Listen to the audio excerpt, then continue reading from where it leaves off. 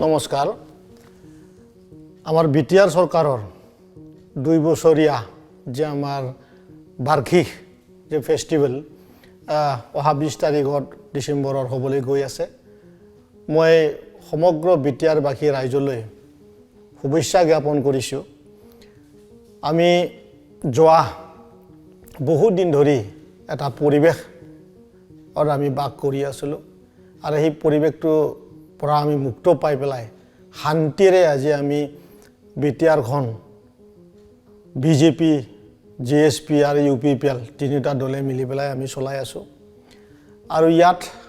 মই BTR চৰকাৰৰ হৈ পেলাই ফিচাৰী এনিমেল হাজবেণ্ডাৰী আৰু ডায়েৰী ডেভেলপমেণ্টৰ তিনিটা ডিপাৰ্টমেণ্ট মই চাই আছোঁ আৰু ইয়াত মই সুস্থ মগজৰে মই আমি প্ৰমোদ বড়োৰ নেতৃত্বৰ চৰকাৰত বহুতো নতুন আঁচনি আমি BTR বাসীৰ ৰাইজৰ কাৰণে কাম কৰি আছোঁ আমি যোৱা বছৰত ফিচাৰী ডিপাৰ্টমেণ্টত নতুনত্বৰ নামত আমি 8খন আমি ফিছ কেৰিং ভেন আমি দিবলৈ সক্ষম হৈছোঁ আৰু যোৱা বছৰতে আমি 500খন মটৰচাইকেল উইথ আইচ বক্স আমি ডিস্ট্ৰিবিউশন কৰিবলৈ আমি সুবিধা পাইছোঁ আৰু ইয়াৰ দ্বাৰা আমাৰ যি মৎস্য পালন কৰা আৰু লগতে মৎস্য পালন কৰি যোনে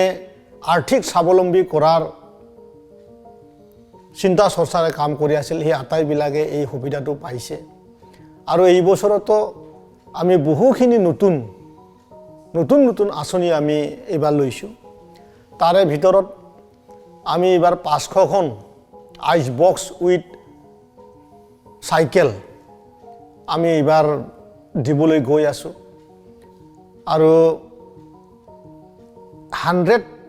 বেনিফিচিয়াৰীক 100টা বেনিফিচিয়াৰীক 25,000 টকাকৈ যোনে ভাল মৎস্য পালন কৰে সেই মৎস্য পালন কৰা ব্যক্তিসকলক আমি এইবাৰ দিবলৈ গৈ আছোঁ ইয়াৰ বাদে আমি বহুখিনি নতুন ফিচাৰী আমি ইণ্ডিভিজুৱেলিও আৰু সমাজৰো আমি কাটি দিবলৈ সক্ষম হৈছোঁ বনাই দিবলৈ সক্ষম হৈছোঁ আৰু লগতে আমি গাহৰি পালন কৰা ব্যক্তিসকলক আমি ফিছ কাম পিক কালচাৰ আমি 200 ইউনিট বেনিফিচিয়াৰীবিলাকক আমি দিবলৈ সক্ষম হৈছোঁ আৰু আমি ডায়েৰী ডেভেলপমেণ্টৰ দ্ৰুত মিছন বুলি এটা মিছন আমি অলৰেডি লঞ্চ কৰিছোঁ অতিৰে ইয়াৰ কাম তীব্ৰ গতিৰে চলিবলৈ গৈ আছে আৰু 200 বেনিফিচিয়াৰীক আমি দ্ৰুত মিছনৰ নামত আমি হলিষ্টিয়ান আমি গৰু আমি দিবলৈ সক্ষম হৈছোঁ বাফেলো আমি দিবলৈ সক্ষম হৈছোঁ ইয়াৰ এটাই অৰ্থ যে আমাৰ BTRত থকা যে আমাৰ গাখীৰৰ নাটনি যে ক্ৰাইচিছ এই ক্ৰাইচিছখিনি মেকআপ কৰা এটা উদ্দেশ্যৰে আমাৰ BTRৰ চিফ মহোদয়ে এই পদক্ষেপটো লৈছে আৰু আমি গৃহ বিশ্বাসেৰে ক'ব পাৰোঁ অহা 3 বছৰৰ ভিতৰত আমাৰ অঞ্চলবিলাকক আমাৰ গাখীৰ প্ৰডাক্ট কৰা বেনিফিচিয়াৰী বহু আমি পাবলৈ সক্ষম হ'ম বা আমি বনাবলৈ সক্ষম হ'ম অসমৰ মুখ্যমন্ত্ৰী ডাঙৰীয়াৰ মৰমৰে BTR চৰকাৰে নতুন আঁচনিৰ ল'বলৈ সক্ষম হৈছে আমি শলাগ ল'ব লাগিব আমি সন্মান দিব লাগিব আমি নতুন কৰি পিক মিছন এটা লঞ্চ কৰিছোঁ যোৱা বছৰত আমাৰ আফ্ৰিকান সুইন ফ্লু আহাৰ কাৰণে বা আমাৰ অঞ্চলত বিয়পাৰ কাৰণে আমি পিক মিছনটো অলপ স্লো কৰিব লগা হৈছে কিন্তু আমি এই জানুৱাৰী মাহৰ পৰা আমি অলৰেডি এৱাৰনেছ যি কেম্পেইনিং আৰু লগতে ট্ৰেইনিং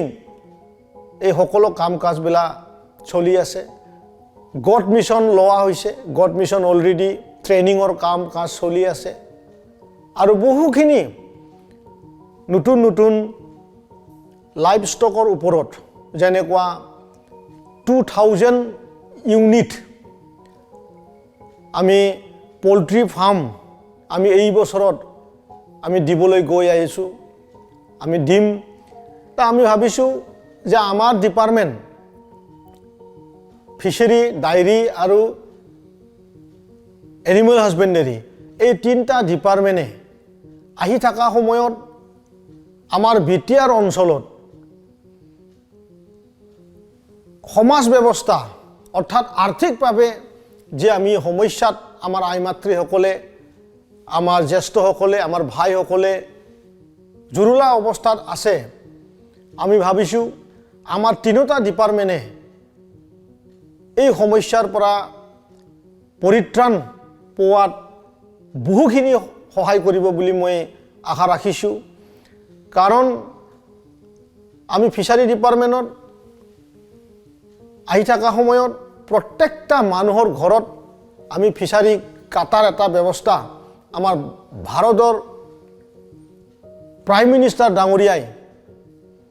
যেহেতু ঘৰে ঘৰে মৎস্য পালনৰ এটা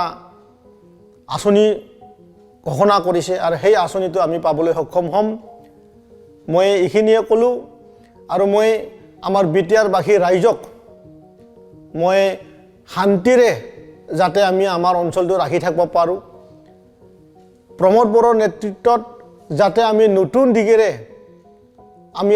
আমাৰ অঞ্চলটো আগুৱাই লৈ যাই থাকিব পাৰোঁ আৰু